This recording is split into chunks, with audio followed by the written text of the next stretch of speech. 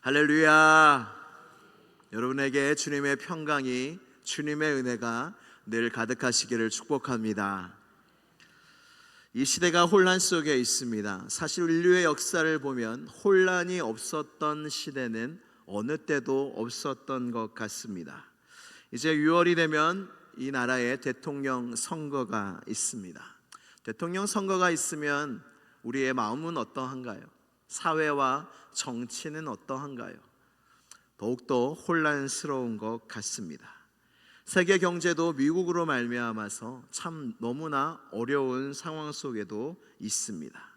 그리고 이제 AI 시대를 들어가는 이 대목에서 우리는 이 AI 시대 가운데 많은 위험과 위협이 있는 시대로 들어가고 있는데, 편한 것이 다 좋은 게 아니잖아요. 예전에 어려울 때는 정신병이 별로 없었습니다. 근데 우리나라가 잘 살게 되면서 마음의 병, 정신병들이 많이 늘어났다고 합니다. 편한 게 마냥 좋은 게 아닙니다. 이 시대가 바뀌어서 더 살기 좋아지는 게 마냥 좋은 것만은 아니라는 것입니다. 이런 시대, 혼란 속에 있는 이 시대 가운데 평강이란 단어가 어울릴까요? 전혀 어울리지 않는 시대입니다. 그런데 오늘 말씀은 부활하신 예수님께서 제자들에게 나타나셔서 너희에게 평강이 있을지어다 라고 말씀하신 이야기입니다. 처음 나타나신 이야기인데, 이 대목에서, 이 말씀에서 참 놀라운 점이 무엇이냐면, 제자들이 예수님이 죽으시자 너무나 두려웠던 거예요. 유대인들이 자신의 선생, 자신의 랍비인 예수님을 죽이자 너무나 우리도 죽을까봐 무서워서 숨게 됩니다. 그래서 어느 공간에, 어느 방에 숨어서 모든 문을 다 닫고 있는데, 그때 호련히 부활하신 예수님이 나타나신 거예요. 굳이 이 말씀을 적어 놓으신 것은 문을 열고 들어오신 게 아닐 거란 말입니다. 부활하신 예수님의 몸은 우리의 육체의 몸과는 다를 것입니다. 그래서 문을 다 닫아 놓아도 호련히 예수님께서 제자들 앞에 나타나신 것이지요. 그리고 부활하신 예수님께서 제자들에게 첫 말씀을 하십니다. 여러분, 얼마나 놀라운 순간이에요. 제자들은 예수님이 부활하신 줄 듣기는 들었지만 믿지 못했고, 예수님은 부활하셨고 승리하셨고, 이제 자신이 사랑하는 제자들을 처음 만나셔서 첫 마디, 얼마나 중요하겠습니까? 근데 그 첫 마디가 무엇이냐면, 첫 말씀이 무엇이냐면 너희에게 평강이 있을지어다. 아멘. 새벽 기도 때 사도행전 강해를 시작했는데, 그때 제가 말씀을 묵상하면서 예수님의 마음이 느껴진다 말씀드렸지요. 뭐예요? 주님이 승천하시고 얼마나 우리에게 성령을 보내고 싶어 하시는지 그 마음이 느껴진다. 오늘 이 말씀 속에서도 주님의 마음이 느껴집니다. 부활하셔서 승리하셔서 왕 중의 왕이 되셔서 권세 있게 하나님의 말씀을 제자들에게 나타나서 하신 첫 말씀이 무엇이냐면 너희에게 평강이 있을지어다. 얼마나 원하시는 바입니까? 제자들한테 이제 너희 사명도 주시지만 가장 먼저 너희에게 평강이 있기를 원한다. 이게 내 마음이다 라고 말씀하시는 겁니다. 여러분, 이것이 하나님의 마음입니다. 우리 예레미야 29장 11절 말씀을 같이 한번 봉독합니다. 예레미야 29장 11절 말씀입니다. 같이 봉독하겠습니다. 시작.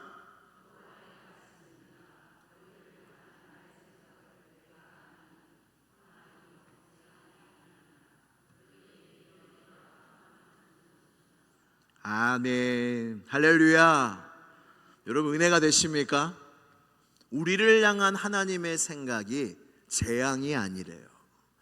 여러분, 이런 생각 혹시 해보신 적 없으십니까? 이 땅을 만드신 신이 악한 신이라면, 이런 생각 안 해보셨어요? 우리 하나님이 선하셨기 망정이지 사람을 만든 신이 악했다면 우리는 얼마나 고생하고 있었을까요? 근데 우리 하나님은 선하시며 사람을 향한 하나님의 생각이 재앙이 아니시며 너희를 향한 나의 생각을 내가 안다. 재앙이 아니다. 평안이다. 너희를 향한 나의 생각은 너희에게 미래를 주는 것이고 희망을 주는 게 나의 마음이다. 저는 이 땅을 만드시고 사람을 만드신 유일한 신인 여호와 하나님이 그 품으신 마음이 이렇게 선하시기에, 우리에게 너무나 복되기에 얼마나 감사하고 은혜로운지 모르겠습니다. 그래서 바울의 서신 속에 늘 이 은혜와 평강이 드러납니다. 바울이 골로새 교회, 에베소 교회, 고린도 교회, 데살로니가 교회, 수많은 교회의 신약 성경에 기록된 대로 서신을 보내지 않습니까? 첫 머리에 인사를 적는데 항상 뭐라고 축복하냐면 우리 주 예수 그리스도의 은혜와 평강이 너희에게 있을지어다. 이게 놀라운 축복이라는 거예요. 우리에게 필요한 것이 이거라는 겁니다. 너희에게 주님의 은혜가, 너희에게 주님의 평강이. 왜 이것을 사도 바울이 당당하게 담대하게 선포할 수 있을까요? 부활하신 주님께서, 왕의 왕께서 우리에게 주시고자 하는 마음이 이거라는 것, 은혜와 평강이라는 것을 사도 바울이 알았기 때문입니다. 그런데 이 말씀과 나의 삶을 비교해 봤을 때 동의가 잘 맞으시나요? 평강한 상황, 은혜로운 상황, 여러분 그 상황에 처해져 있으신가요? 아니면 목사님 제 상황을 아시고도 제 상황을 보시면 평강의 말은 절대 하실 수 없을 겁니다 라고 말하실 것 같으신가요? 사실 제자들에게 나타나셨을 때 제자들의 상황도 절대 평강할 수 있는 상황이 아니었습니다. 자신이 따르던 예수님이 죽으신 후에 제자들은 어찌할 줄 몰랐습니다. 왜냐하면 예수님만 믿고 따랐거든요. 그래서 예수님이 이스라엘의 왕이 돼서 로마로부터 이스라엘을 건져낼 것을 기대했는데 그냥 십자가에서 죽임을 당하신 거예요. 끝난 거예요. 이들은 믿지도 않았습니다. 예수님의 부활을. 어찌할 바를 알지 못하고 그저 숨기만 했던 제자들이었어요. 목자가 떠나간 겁니다. 목자가, 자기가 따르던 이 랍비가, 이 목자가 죽은 겁니다. 그 마음이 어떠했을까요? 사람의 인생이 평안할 수 없는 까닭은 바로 목자를 잃어버렸기 때문입니다. 목자가 없으면 절대로 사람은 평안할 수가 없다는 겁니다. 그래서 삶의 순간순간마다 여러분들은 답을 알고 계십니까? 우리는 사실 답을 모르는 인생을 살고 있습니다. 다 처음 겪는 날이잖아요. 여러분 오늘을 지나보신 적이 계십니까? 오늘도 처음입니다. 엄마가 되셨을 때, 아버지가 되셨을 때 처음입니다. 우리는 거의 대부분의 인생을 처음일 것들이 너무나 많습니다. 근데 어떻게 할지 모를 때가 훨씬 더 많습니다. 사람은 목자를 잃어버렸기 때문입니다. 그리고 제자들이 예수님을 따를 때 그냥 따른 게 아니라 자신의 직업조차 다 버리고 따랐거든요. 그물과 아버지를 두고 예수님을 따릅니다. 이게 어떤 의미입니까? 자신의 인생을, 자신의 미래를 예수님께 건 거예요. 자신의 인생과 미래를 예수님께 다 걸었는데 이 예수님이 십자가에서 그냥 죽어버리신 것입니다. 제자들의 마음이 어땠을까요? 제자들의 마음 속에 이제 뭐 먹고 살지? 예수님만 따라가면 오병이어 기적도 막 일어나고 막 사람들이 막 쫓아다니고 뭐라도 된 것 같은데 목자가 없으니까 와, 끝났다. 이제 난 뭐 먹고 살지? 이제 뭐 하고 살지? 내 미래는 어떻게 되는 거지? 여러분 혹시 예능인 중에 정형돈이라는 분을 아십니까? 이 정형돈이 예전에 한창 무한도전이라는 예능 프로그램에서 굉장히 잘 나갈 때가 있었습니다. 근데 이분이 한 인터뷰 프로그램에 나와서 이런 이야기를 하는 거예요. 너무 잘 나가는데 마음은 너무나 불안하다는 거예요. 내가 내 실력에 비해서 사람도 잘 만나고 운도 좋은 것 같고 승승장구하고 빵빵 터지고 막 웃고 막, 그래서 너무나 승승장구한 인생이었는데 불안하다는 거예요. 왜요? 내가 실력 없이 그저 뭔가 운 같은데, 사람 잘 만나서 잘 된 것 같은데 이 모든 것을 내가 유지할 수 있을까? 이런 것 속에서 미래에 대한 불안 때문에 마음속에 극도로 우울증이 오고 불안장애가 오고 너무나 마음의 고생이 심하다는 이야기를 했습니다. 미래에 대한 불안은 다 우리 모두에게 있습니다. 평강, 미래를 생각할 때 평강하십니까? 이 정영돈 씨의 이야기를 들어보면 잘 돼도 불안합니다. 언제 떨어질지 모르니까요. 안 돼도 불안합니다. 언제 더 망할지도 모르니까요. 우리는 잘 돼도 불안하고 안 돼도 불안한, 한치 앞을 내다볼 수 없는 인생을 살아가서 평강은 사실 우리의 것이 아니라는 겁니다.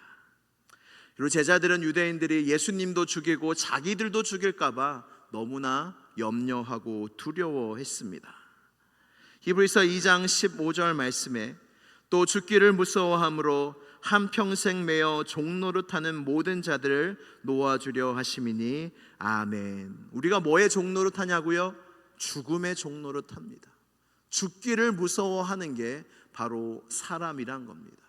어떻게 죽음이 우리 앞에 있는데, 미래를 알 수 없는데, 목자가 내 인생을 내가 책임져야 하는데 안 불안하겠어요? 우리가 평안할 수 있는 이유는 주님이 우리의 목자 되시기 때문이지, 우리 주님 없었더라면 여전히 불안 속에 살 수밖에 없다는 겁니다. 그래서 우리가 평안할 수 없는 이유는 수백 가지, 수천 가지입니다. 그래서 평안하지 않다는 것은 당연하다는 것입니다. 제가 예전에도 한번 소개시켜드린 책이 있는데 양과 목자라는 책입니다. 여러분 혹시 책을 좋아하시면 양과 목자라는 책을 꼭 구입하셔서 한번 읽어보시길 바래요. 참으로 영적으로 유익한 책입니다. 어떤 한 목자가 그 양떼들을 정말로 기르면서 시편 23편이 얼마나 정말로 목자의 관점에서 영적으로 은혜가 되는지에 대해서 실제적인 내용을 기록한 책이 시편, 그 양과 목자입니다. 필립 켈러라는 분이 이것을 책을 지었는데, 성경에서 예수님을 선한 목자라고 말씀합니다. 그리고 사람을 양으로 비유합니다. 우리 시편 23편 1절에서 2절 말씀을 함께 봉독하겠습니다. 시작. 여호와는 나의 목자시니 내게 부족함이 없으리로다. 그가 나를 푸른 풀밭에 누이시며 쉴 만한 물가로 인도하시는도다. 아멘. 양이 볼 때 그냥 선해 보이지만 양은 고집도 세거든요. 양은 습성이 있습니다. 본성이 있습니다. 근데 그 양의 본성이 사람과 거의 비슷하다는 거예요. 무언가 비유를 하려면 비슷해야 되지 않겠습니까? 저는 좀 상상력을 발휘해서 하나님께서 양을 만드실 때에 사람이랑 비슷한 동물 한 동물은 만들어야겠다, 그래가지고 양을 만드신 것 같아요. 그래서 양의 그런 본성과 사람의 본성을 비슷하게 해서 그것을 우리로 하여금 알게 하기 위해서 양을 만드시지 않았을까 생각합니다. 양은요 좀처럼 눕지 않습니다. 여기 2절에 보면 그가 나를 푸른 풀밭에 누이시며, 양들이 풀밭에 누이기 위해서는, 양들이 눕기 위해서는요 모든 조건이 다 완성이 되어야, 충족이 되어야 비로소 양이 안심하고 그 바닥에 눕지 절대 눕지 않는데요. 뭐로부터의 자유가 와야 되냐면 두려움으로부터의 자유가 와야 누울 수 있다고 합니다. 양의 본성은 매우 겁이 많은 동물이라고 합니다. 갑작스럽게 소리가 나거나 뭐가 뛰어오거나 그러면요 난리가 나는 거예요. 웃기는 장면이 무엇이냐면 어떤 한 양이 그냥 스스로 뭔가 환청이 들렸는지 무슨 소리 듣고 하고 막 뛰어가는 거예요. 그러면은 다른 양도 풀 먹다가 다 뛰어갑니다. 그 양 따라서 다 가는 거예요. 이 양이 이와 같이 어리석고 겁이 많은 동물이라고 합니다. 그래서 이 두려움이 해결되지 않으면 절대로 안 눕는데요. 아무리 피곤해도 불안하니까 누울 수가 없는 거예요. 눕는다는 거는 평강하다는 건데 두려움이 있으니까 평강할 수가 없다는 겁니다. 우리도 마찬가지 아닙니까? 불안하면요 평강이 없습니다. 말씀에 그 CBU가 나오지 않습니까? 사람의 마음은 다 밭인데 예수님이 말씀의 씨앗을 뿌립니다. 근데 말씀의 씨앗이 우리 마음속에서 자라났는데 자라나지 못하는 조건이 있어요. 그것이 무엇이냐면 세상에 염려가 있을 때 말씀이 열매를 못 맺는데요. 이게 무슨 말씀입니까? 내 안에 염려가 있으면, 내가 어떻게 살지, 세상에 대한 염려가 있으면 아무리 말씀의 씨앗이 뿌려져도 그 염려라는 것이 그 말씀의 열매를 막기 때문에 평강할 수도 없고 말씀의 열매도 맺혀질 수 없다는 겁니다. 그래서 목자의 역할이 무엇이냐면 양들로 하여금 안심시키는 거예요. 그리고 양들은 그가 가까이 있다는 것을 알 때 비로소 안심하게 된다고 합니다. 또한 양들은 갈등으로부터 자유가 있어야 안심한다고 합니다. 양들도 닭처럼 서열이 있다고 합니다. 참 이렇게 겁 많은 동물도 서열이 있대요. 서열이 있는데 양들이 그 서열 다툼이 또 심하다고 합니다. 더 강한 양은 약한 양을 밀쳐내고 자기 자리를 확보하려고 합니다. 그래서 무리 내에 긴장이 심하거나 서로 간의 경쟁과 싸움이 있으면 이 경계심 때문에 눕지를 못한다고 해요. 우리도 교회 나올 때 평강이 깨지는 이유는 어떤 이런 자리 다툼이 있을 때 평강하지 못합니다. 양이 참 우리랑 참 비슷한 마음이 있어요. 근데 목자가 싸울 때 딱 나타나면 양들이 조용해진대요. 목자가 딱 등장하기만 하면 양들이 질서가 딱 잡힌대요. 그러면서 양들이 평강과 안심, 그래서 목자는 무리의 질서를 바로잡고 평화를 회복시키는 역할을 할 때 양들이 눕는다는 거예요. 세 번째는 해충과 괴로움으로부터의 자유입니다. 여름철이 되면 양들에게 코에 파리나 기생충들이 많이 꼬인다고 합니다. 그럼 이 양들이 이 발로 이거를 이렇게 할 수 있을까요? 여러분, 모기가 있을 때 이렇게 죽일 수 있는 건 축복인 줄 아시길 바랍니다. 이렇게 할 수 있는 존재가 별로 없어요. 파리가 왈 때 이렇게 할 수 있고 잡을 수 있고, 여러분 우리는 얼마나 은혜로운 존재입니까? 근데 양들은요, 코에 아무리 기생충이 있고 해충이 있어도 이렇게 네 발로 있는데 이걸 이렇게 하는 양 보셨어요? 못한다는 거예요. 그래서 목자가 코에 기름을 발라주고 내쫓아줘야 이 괴롭힘을 당하면 양이 못 눕는다고 합니다. 이거는 우리의 어떤 마음과 똑같습니까? 우리의 마음 속에 이 해충과 같이 모기가 오면 계속 오지 않습니까? 파리가 오면요 계속 와요. 가끔 밥 먹는데 파리가 와서 내쫓으면 계속 저한테만 올 때 굉장히 민망합니다. 나 오늘 세수했는데 나한테 냄새가 나는 건가? 계속 파리가 저한테 오는 거예요. 근데 이렇게 우리의 마음 속에도 계속 그렇게 파리가 꼬일 때가 있습니다. 뭔가요? 어떤 나쁜 생각들, 그리고 내 안에 있는 걱정들. 걱정이 한번 되면요 걱정을 떨쳐버리기가 어렵습니다. 한번 무언가에 화가 나면요, 여러분 그거 아시죠? 생각할수록 화가 나는 거. 앞에서는 용서했는데 집에 갔는데 용서가 안 되는 거예요. 뭔가 이 말을 들었을 때 생각할수록 열이 받는 겁니다. 이런 생각들이 나를 계속 괴롭힌다는 거예요. 이런 갈등들, 이런 해충들이 마음속에도 계속 있어서 목자가 와서 이것을 질서를 잡아주고 정리해주고 나쁜 생각들을 가져가 주시지 않는다면, 여러분 우리는 얼마나 약한 양과 같습니까? 그런 존재라는 겁니다. 마지막 네 번째는 배고픔으로부터 자유해야 누울 수 있다는 거예요. 배고픈 양은 늘 풀을 찾아 돌아다닌다고 합니다. 그리고 배가 고프면 눕지 않고 늘 초조하게 풀을 찾는다고 합니다. 그래서 좋은 목자는요 푸른 초장으로 양들을 이끕니다. 척박한 땅을 가꾸고 돌을 치우고 독초들을 다 뽑아낸 다음에 양들을 그 초장으로 인도해서 그들을 누인다고 하는 것이죠. 인간도 육적으로도 배고픕니다. 목자가 필요합니다. 공급이 필요합니다. 예수님이 우리를 때에 따라 돕는 은혜로 공급하고 계시는 줄로 믿습니다. 영적인 것도 필요해요. 우리는 영적으로 살아난 존재잖아요. 그냥 먹고 마음이 평안한 사람, 그런 사람이 우리가 아니라 우리는 하나님의 말씀을 먹어야 해요. 말씀을 영적으로 먹어야 내 영혼이 충만함을, 배부름을 느낍니다. 사람이 떡으로만 사는 것이 아니요 하나님의 입으로부터 나오는 모든 말씀으로부터 사는 것이니라. 할렐루야. 사람이 그렇게 원래 살도록 창조되었다는 거예요. 그래서 선한 목자가 있어야 인정받고 말씀 듣고 은혜 받고 사랑받고 그 목자 안에서 안식하며 배불리 먹으며 누울 수가 있다는 것입니다. 이 작가가 이 책의 결론을 뭐라고 적어 놓았냐면 한번 들어보세요. 시간이 지남에 따라 들에서 나를 보는 것만큼 양들을 진정시키고 안심하게 만들어주는 것이 없다는 사실을 깨닫게 되었다. 주인이요 목자요 보호자가 곁에 함께 있어 주는 것은 다른 어떤 것도 줄 수 없는 평안을 양들에게 주었다.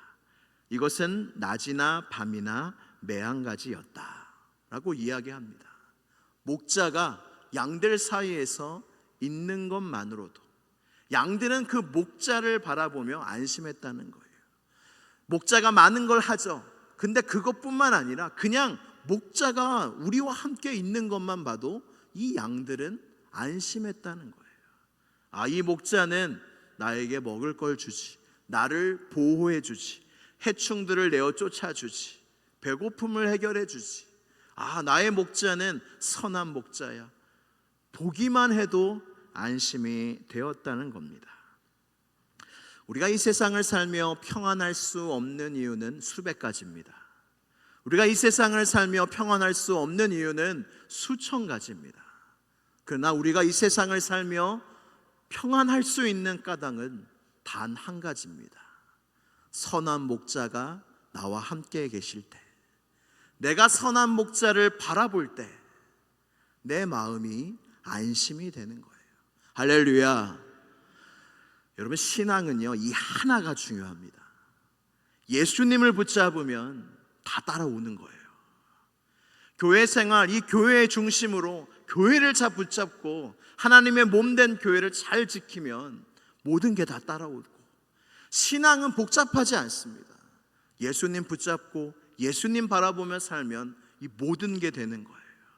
근데 이 하나를 놓치면 하나님을 놓치고 예수님을 놓치고 말씀을 놓치고 성령을 놓치면 이 해충과 배고픔과 이 눕지 못하는 두려움과 모든 이 세상에 우리로 평안하지 못하게 하는 모든 것들이 다 우리에게로 들어온다는 것입니다. 사랑하는 성도 여러분, 우리 안에 믿음이 있어야 합니다. 근데 예수님을 봐도 불안한 사람이 있어요. 내가 예수님을 믿는데, 예수님이 나의 하나님, 나의 구원자라는 걸 믿는데 불안할 수도 있습니다. 도마도 의심이 일어났어요. 부활하신 예수님에 대한 말씀을 들었는데 내가 보지 않고는 믿지 않겠다 하고 그랬더니 예수님이 은혜로 나타나 주십니다. 그래서 내 창에 찔린 허리를 봐라, 내 손을 만져봐라 하면서 믿음 없는 자가 되지 말고 믿는 자가 되라. 왜냐하면 예수님이 바로 앞에 있어도 믿지 않으면요 절대 안심할 수 없습니다. 예수님을 믿어야 보고 안심이 되지, 안 믿으면, 믿음이 약하면 의심과 두려움이 계속 우리 안을 다스린다는 겁니다. 그래서 도마는 결국 믿어서 나의 주님이시요 이제 나의 하나님이십니다 라고 고백했더니 예수님 놀라운 말씀하십니다. 우리 요한복음 20장 29절 말씀을 함께 봉독하겠습니다. 시작. 예수께서 이르시되 너는 나를 본고로 믿느냐? 보지 못하고 믿는 자들은 복되도다 하시니라. 아멘. 할렐루야. 저는 이 말씀을 예수님이 하시면서 우리를 생각하셨던 것 같아요. 우리는 예수님을 보고 믿었습니까? 아니지요. 제자들은 봐서 믿었습니다. 근데 주님은 너가 나를 본고로 믿느냐? 보지 않고 믿는 자가 복되도다. 근데 이 말씀이 저의 이야기 같더라고요. 우리의 이야기 같더라고요. 주님은 보지 않고 믿는 자들이 복되다 말씀하십니다. 우리는 얼마나 은혜 받은 자입니까? 보지 않고도 믿을 수 있다니요. 하나님의 놀라운 은혜가 있기 때문에 우리는 보지 않아도 믿음으로 믿을 수가 있다는 것입니다. 말씀을 정리하고 마치려고 합니다. 우리는 보통 상황 속에서 평강을 얻으려고 합니다. 여러분 평안하십니까? 요즘 어떠세요? 평강하세요? 우리에게 주시는 하나님의 평강이 무엇이냐면 상황에 따라 달라지는 평강이 아닙니다. 상황과 상관없이 우리의 목자 되신 주님을 바라볼 때 주님으로부터 얻는 평강. 근데 이 평강이 우리 안에 생기기까지는 사실 많은 시간이 걸립니다. 믿음의 연단이 필요하고 우리가 의심하며 넘어질 때도 필요하고 이런 것 속에서 주님은 모든 상황 속에서 평강할 수 있는 하나님의 사람을 만드시고자 오늘도 우리의 인생 가운데 일하고 계십니다. 제가 전교회에서 청년들 사역을 할 때에 그 청년 그룹장들이 이렇게 보고서를 내고 기도 제목을 내는데 어떤 그 한 여자 청년이 이런 이야기를 합니다. 그 여자 청년의 상황이 그때 참 너무나 안타까웠어요. 부모님은 다 이혼을 하셨고 이 친구는 많은 도전들을 했으나 길이 열리지가 않는 거예요. 그래서 경제적으로 너무나 어려운 속에 허덕이고 있는 친구였어요. 그런데도 영혼들을 돌보겠다고 그룹장을 하고 그렇게 섬겼던 여자 청년이었습니다. 이 친구가 기도 제목을 내고 은혜 받은 것들을 이렇게 저에게 보여주었는데 거기 어떤 대목이 있는데 이야기가 있는데 그게 참 은혜가 돼서 제가 기록을 해놨어요. 그 청년이 뭐라고 이야기하냐면 주님이 계셔서 너무 감사합니다. 현실은 숨막히고 시궁창이지만 주님이 계셔서 말도 안 되는 평안과 감사가 임합니다. 내 아버지께 너무 감사할 따름입니다. 주님 최고. 이렇게 적어 놓았더라고요. 이 현실과 상황은요, 기록된 대로 이야기한 대로 숨막히는 상황입니다. 시궁창과 같은 상황입니다. 근데 정확히 주님이 계셔서 내 상황은 이렇지만 내가 주님을 보니 주님이 나와 함께 계시니까 말도 안 되는 평안과 감사가 임합니다. 내 아버지께 너무나 감사할 따름입니다. 우리 선한 목자 최고, 예수님 최고. 여기에 이 믿음의 실력이 담겨져 있어요. 평안이 있지요, 감사가 있지요. 여러분 평안과 감사는 영적인 실력입니다. 이 실력은 언제 드러나냐면 어려울 때 드러납니다. 힘들 때 드러납니다. 힘들고 어려울 때도 주님 바라보면 그래도 평안이 임하고 힘들고 어려울 때 주님 바라보면 그래도 감사가 임하고 할렐루야. 이것이 주님이 우리에게 주시는 평강. 너희에게 평강이 있을지어다. 내가 부활했지 않니? 내가 부활해서 너희에게 나의 영을 부어주어 내가 영원히 끝날까지 너희와 함께하지 않니? 너희에게 평강이 있을지어다. 주님 입장에서는 우리가 불안할 이유가 없는 거예요. 내가 너희와 함께하는데. 주님 입장에서는 우리가 불안할 이유가 없는 거예요. 내가 너희의 모든 것을 공급하고 지키고 인도하고 먹이고 사랑해주고 세워주고 길러주고 모든 것을 선한 목자 되신 주님이 우리와 함께 하시는데 문제가 뭐냐면 우리가 그런 선한 목자를 얼마나 신뢰하는가 문제입니다. 말씀을 마무리하며 사랑하는 성도 여러분, 도전합니다. 주님을 바라만 봐도 평강이 임하는 성도가 되시기를 축복합니다.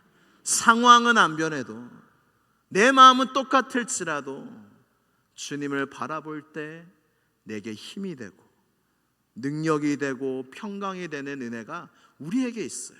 여러분 할 수 있습니다. 그건요 믿음이 좋은 아닙니다. 믿음은 언제든 할 수 있는 겁니다.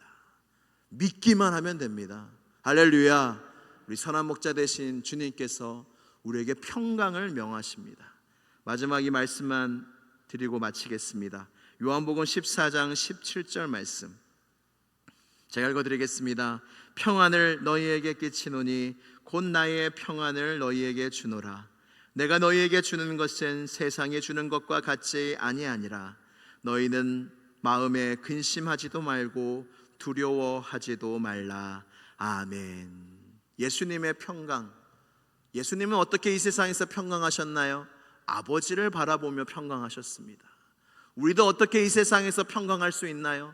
여러분, 사람을 보며 세상을 볼 때 만족함이 없었네, 그 찬양처럼 다른 거 바라보지 마시고 선한 목자 되신 예수님을 바라볼 때 우리의 마음속에, 그러면요 이 평강은요 뺏을 수가 없어요. 이제 찬양할 텐데 그 찬양, 평안을 너에게 주노라, 세상이 줄 수 없는, 여러분 세상도 우리에게 평안을 주는데 어떤 평안이냐면 상황이 좋을 때의 평안입니다. 상황이 바뀔 때의 평안은 우리에게 줄 수가 없어요. 세상이 줄 수 없는 평안, 세상이 알 수도 없는 평안. 왜 세상이 이 평안을 알 수 없나요? 예수님을 믿는 자에게 주시는 평안이 있거든요. 그 평안이 우리에게 있다는 사실을 기억하고 평강이 여러분들의 마음을 주장하게 되시기를 주님의 이름으로 축복합니다. 우리 함께 찬양하시겠습니다.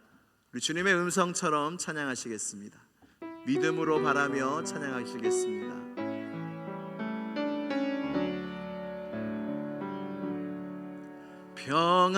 평안을 너에게 주노라. 부활하신 주님이 말씀하십니다.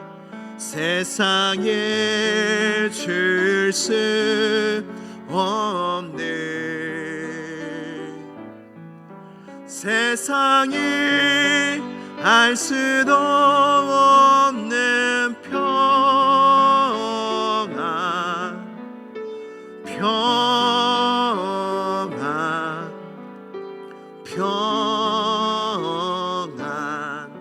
평안을 내게 주노라. 사랑을 너에게, 사랑을 너에게 주노라.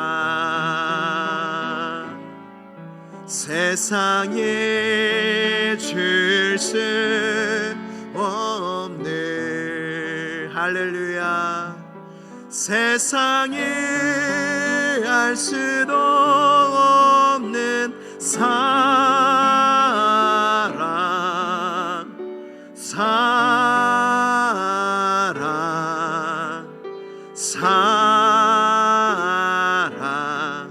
사랑을 내게. 우리 마지막 한 번 더 주님의 말씀처럼 들으시며 우리 가슴에 손 얹고 찬양합니다. 평안을 너에게 주노라. 세상에 줄 수 없는, 세상이 알 수도 없는 평안,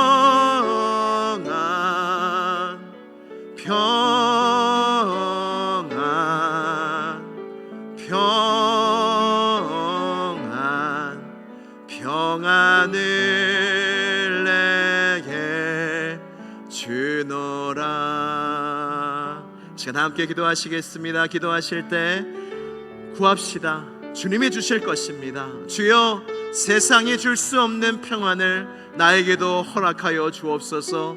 그리하여 주님의 평강이 나의 평생을 주장하게 하여 주옵소서.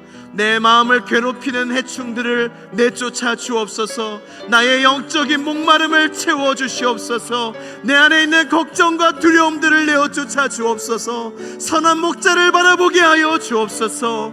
그리하여 선한 목자 되신 주님을 바라봄으로 내 마음의 평강이 가득하게 해달라고 이 시간 주여 한번 부르짖고 간절히 기도하겠습니다. 주여, 하나님 아버지 감사합니다. 부활하신 주님께서 제자들에게 말씀하시되 너희에게 평강이 있을지어다, 너희에게 평강이 있을지어다, 너희에게 평강이 있을지어다 말씀하셨습니다. 오늘도 우리에게 말씀하십니다. 그 평강 너희에게 주노라. 할렐루야, 할렐루야. 믿음으로 받게 하여 주옵소서. 믿음이 없어 하늘의 평강을 못 받는 자들이 한 명도 없게 하여 주시고, 지금 이 평강을 받기에 합당한 믿음을 우리 모두에게 허락하여 주셔서 주님이 주장하시는 평강, 나의 선한 목자를 바라봄으로 얻는 평강, 예수님께로부터 얻는 그 평강, 모든 두려움을 내쫓으며 모든 걱정을 내쫓으며 모든 불만을 내쫓으며 하나님 그 놀라운 평강이 우리의 마음을 주장할 수 있도록 하나님께서 역사하여 주시옵소서. 할렐루야, 할렐루야. 하나님께서 함께 해주시고 인도하여 주실 줄로 믿습니다. 평강의 하나님 찬양합니다. 감사합니다. 감사합니다. 평강의 하나님, 하나님과 우리와의 막힌 담을 허무시고 예수 그리스도로 말미암아 하나님과 화목하게 하여 주시니 감사합니다. 하나님과 화목하지 않으면 평강의 복을 누릴 자 누가 있겠습니까? 예수 그리스도의 십자가로 말미암아 우리가 하나님과 화목하게 되었은즉 예수 그리스도께서 주시는 평강이 우리의 마음을 주장하게 하여 주시옵소서. 세상에 우리의 마음을 걸지 않게 하소서. 세상에 우리의 미래를 걸지 않게 하소서. 세상 것에 우리의 평강을 걸지 않게 하여 주시고, 우리의 평안, 우리의 평강은 오직 예수님께 있으며 주님이 나와 함께 하실 때 내 마음 평안하다, 나는 부족함이 없다 고백할 수 있는 믿음이 우리 모두에게 있게 하여 주시옵소서.